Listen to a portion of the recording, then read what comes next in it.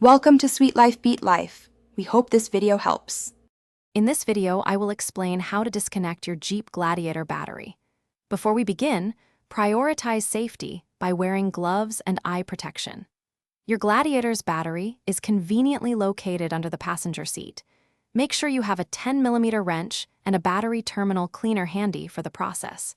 Taking these initial steps ensures a smooth and safe experience. Now, let's start with the negative terminal. It's crucial to always disconnect the negative terminal first to avoid any accidental sparks or short circuits. Use your 10mm wrench to loosen the nut on the negative terminal. Once it's loose, carefully remove the negative cable from the battery post and move it away so it doesn't accidentally touch anything.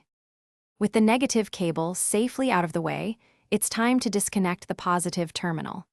Again, use your 10mm wrench to loosen the nut on the positive terminal.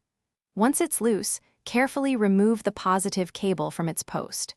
Make sure to secure this cable so it doesn't accidentally come into contact with any metal parts of the vehicle.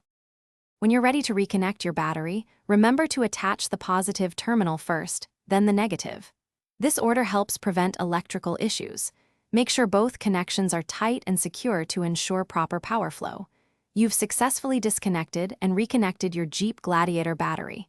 For more great tips and deals, including a link to the new Kindle Paperwhite, check the description below. Thanks for watching. Thanks for watching. Consider subscribing if we helped you.